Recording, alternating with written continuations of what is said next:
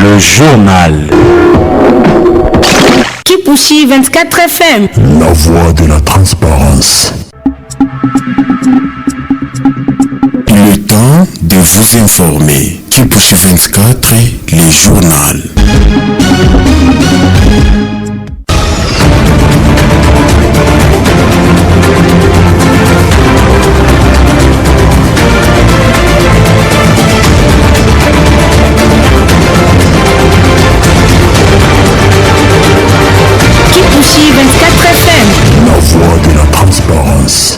Ravi de vous savoir nombreux à nous suivre sur Kipushi 24 FM. Messieurs et dames, bonjour et bienvenue dans ce journal vous réalisé par Gloire Pascal. À la présentation, je suis Dieudonné Tute Kulinga. Tout d'abord, les titres de votre journal. 1er août 2025, les familles habitant à Kipushi appelées à se rendre tôt le matin de ce vendredi au cimetière pour entretenir les tombes de ceux qui sont déjà morts. Procès Moutamba, la défense réclame la comparution de la première ministre Judith Suminwa Tuluka et de l'ex-chef de service de l'UGF Jules Alinguete et de tant d'autres personnalités de la République. À Genève, Vital Kamerhe, président de l'Assemblée nationale de la République démocratique du Congo, appelle l'Union interparlementaire à condamner les crimes commis dans la partie orientale de la République démocratique du Congo. Détail, c'est dans ce journal. Selon l'acte d'accusation, Joseph Kabila Kabange est poursuivi pour plusieurs faits graves en République démocratique du Congo. Signalons que son procès s'est poursuivi ce jeudi 31 juillet 2025. Et puis pour terminer ces sommaires, les FCC saluent les efforts diplomatiques récents de Félix Tshisekedi et réaffirme sa disponibilité de participer au gouvernement d'union nationale. Et voilà tout pour les sommaires. Restez bien branchés et bonnes conditions d'écoute à toutes et à tous. Kipushi 24 FM. La voix de la transparence.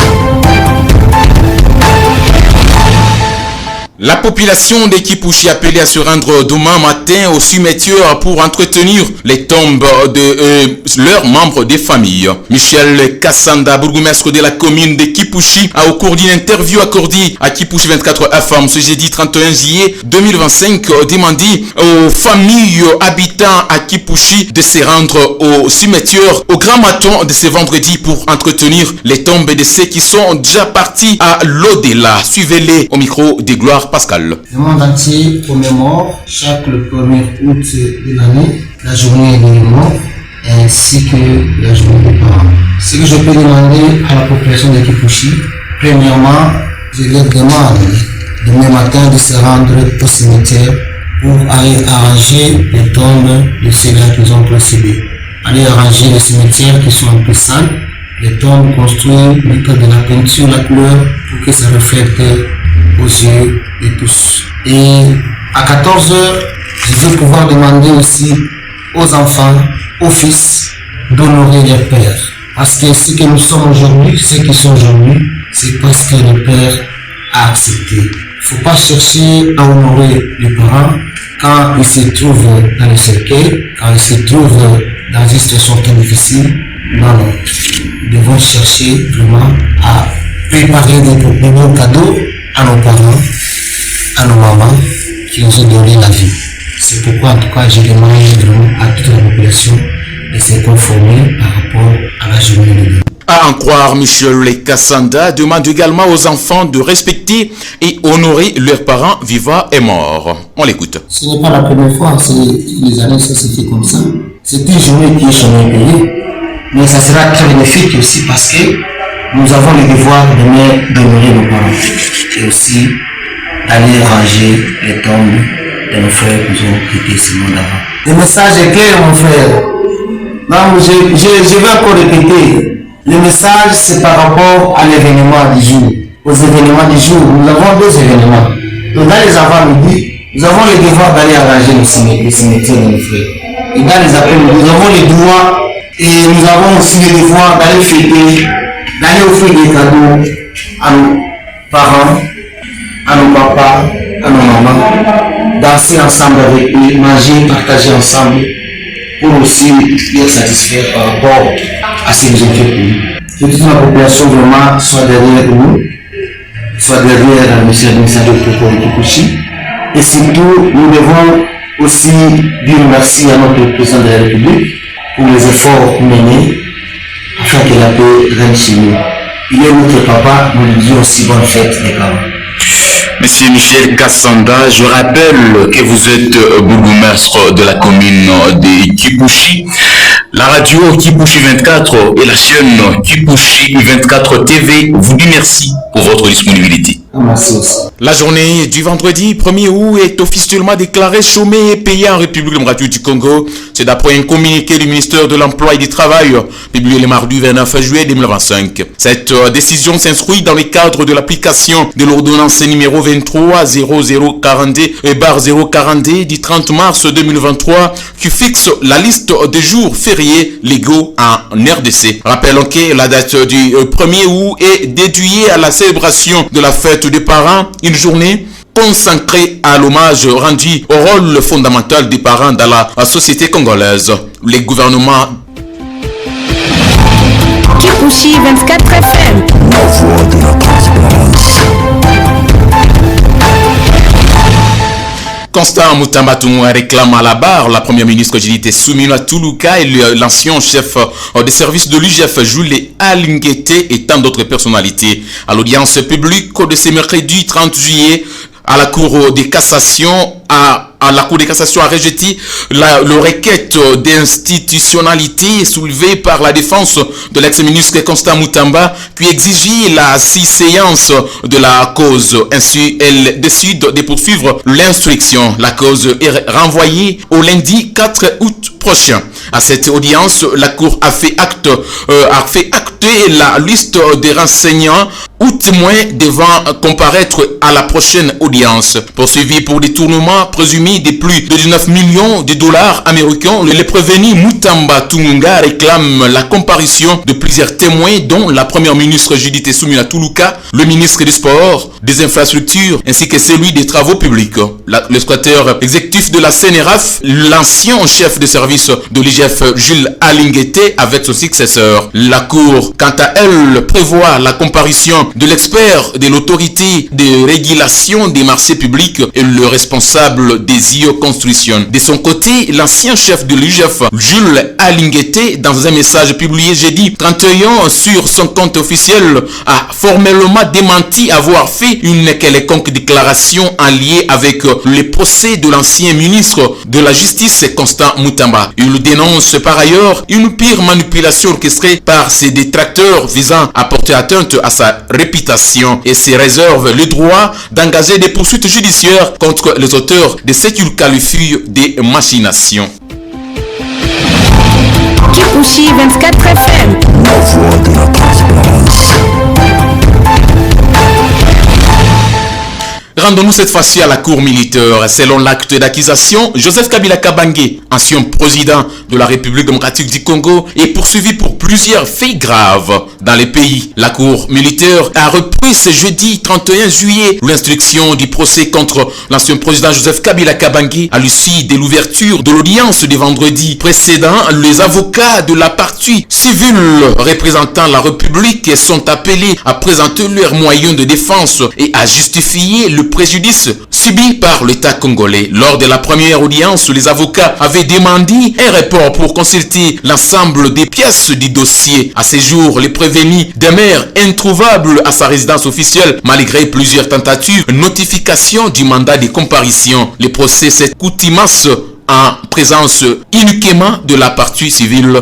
Selon l'acte d'accusation, Joseph Kabila Kabange, président honoraire de la République démocratique du Congo, est poursuivi pour plusieurs faits graves dans le pays de Lumumba. Kipouchi 24 FM. La voix de la transparence. Le président de l'Assemblée nationale, Vital Kamerhe, a pris la parole ce mercredi 30 juillet 2025 à la tribune de la 6e conférence mondiale des présidents des parlements organisée par l'Union interparlementaire en collaboration avec l'ONU à Genève en Suisse. Il y a fermement dénoncé les violations massives du droit international humanitaire perpétrées dans l'est de la République démocratique du Congo par les agresseurs, évoquant notamment le massacre des commandants dans le territoire d'Irumu en province de l'Ituri. Kamerhe a dénoncé des crimes odieux commis contre des innocents par diverses forces occupantes. Il a invité ses homologues à prendre position. On l'écoute. Aujourd'hui, à Genève, ville symbole des droits de l'homme, je vous invite à vous joindre à la voix du peuple congolais pour condamner sans équivoque ces crimes odieux commis contre des civils innocents. Mes chers collègues, malgré les pertes et la charge historique que nous ressentons, notre pays, à travers le leadership de son président, Félix-Antoine Tshisekedi Tshilombo, a fait le choix courageux de la paix avec notre voisin, le Rwanda. Une paix juste, sans toutefois renoncer à sa souveraineté et encore moins à la justice et à la réparation. La conclusion des processus de Washington et de Doha suscite beaucoup d'espoir dans la perspective de restaurer la paix dans la région des Grands Lacs et de créer des conditions d'une prospérité partagée. Honoré Président et chers collègues, l'engagement de la République démocratique du Congo pour la paix dépasse le cadre du conflit entre le Rwanda et mon pays. Je voudrais réaffirmer notre volonté sincère de renforcer nos liens naturels de coopération et de cohabitation pacifique avec l'ensemble de nos voisins, y compris la Zambie, Madame la Présidente. Ce que nous souhaitons, c'est libérer nos jeunes et nos femmes de l'angoisse de la guerre et du terrorisme afin qu'ils participent pleinement à la prospérité de notre pays et de l'émergence de notre continent dans un monde plus juste et plus pacifique. Que Dieu bénisse cette assemblée et que le peuple de nos pays se retrouve aussi béni. Je vous remercie. Le FCC salue les efforts diplomatiques récents de Félix Tshisekedi et réaffirme sa disponibilité de participer au gouvernement d'union nationale. Le Fonds commun pour les Congo, FCC en sigle, à travers sa chef de délégation aux consultations nationales, Césarine Kondezunzi, a réaffirmé lors d'un point de presse tenu à Kinshasa sa disponibilité de participer au gouvernement d'union nationale souhaité par le président Félix Tshisekedi tout en posant des conditions strictes. Par ailleurs, la chef de délégation FCC a tenu à saluer les efforts diplomatiques récents de Félix Tshisekedi, notamment dans le cadre de l'accord de principe signé à Doha, les discussions en cours à Washington et la perspective d'un pacte stratégique avec les États-Unis. Pour les FCC, ce démarche témoigne d'un leadership axé sur la restauration de la souveraineté et de la stabilité régionale. Kipushi 24 FM. La voix de la transparence. Plus de 8000 réfugiés congolais visités par le VIPOM de l'intérieur, Jacques Chabani à Brazzaville. En séjour au Congo-Brazzaville, le vice-premier ministre, ministre de l'Intérieur, Sécurité, Décentralisation et Affaires coutumières, Jacques Chabani, a effectué mardi une visite au camp Bwemba qui accueille 8583 réfugiés congolais, principalement déplacés suite aux violences survenues à Yumbi en 2018. Lors de cette visite, Jacques Chabani a exprimé la solidarité de la nation et réaffirmé l'engagement du gouvernement congolais en faveur de la paix et de la cohésion entre les communautés. Kipushi 24 FM. La voix de la transparence. Ce journal est complètement terminé. Avant de vous quitter, voici les rappels des titres. Les familles habitant à Kipushi sont appelées à se rendre tôt le matin de ce vendredi au cimetière pour entretenir les tombes de ceux qui sont déjà partis à l'au-delà. Procès Moutamba, la défense réclame à la barre la première ministre Judith Suminwa Tuluka, ancien chef de service de l'UGF Jules Alungete et tant d'autres personnalités de la République. Depuis la Genève, Vital Kamerhe, président de l'Assemblée nationale de la République démocratique du Congo, appelle l'Union interparlementaire à condamner les crimes commis dans la partie orientale de son pays. Selon l'acte d'accusation, Joseph Kabila Kabange est poursuivi pour plusieurs faits graves en République démocratique du Congo. Son procès s'est poursuivi ce jeudi 31 juillet 2025 à la cour militaire. Et puis le Fonds commun pour les Congo FCC en sigle salue les efforts diplomatiques récents de Félix Tshisekedi et réaffirme sa disponibilité de participer au gouvernement d'union nationale souhaité par Félix Tshisekedi. Merci à toute l'équipe rédactionnelle de Kipushi 24 FM. Merci à Gloire Pascal pour la mise en onde. Merci aux auditeurs. À la présentation, c'était votre serviteur Dieudonné Titkulinga. Merci à vous tous qui nous avez suivis et restez bien branchés pour la suite du programme sur votre radio.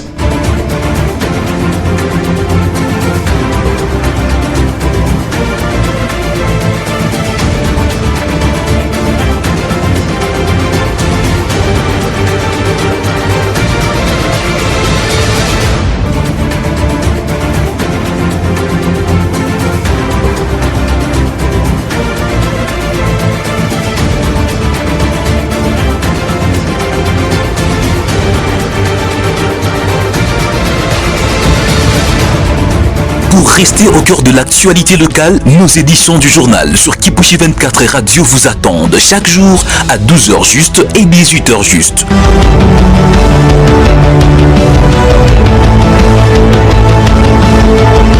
Kipushi 24 reste à votre service pour toutes sortes de partenariats ou contrats de collaboration. Kipushi 24 FM, la voix de la transparence, votre lien direct avec l'information.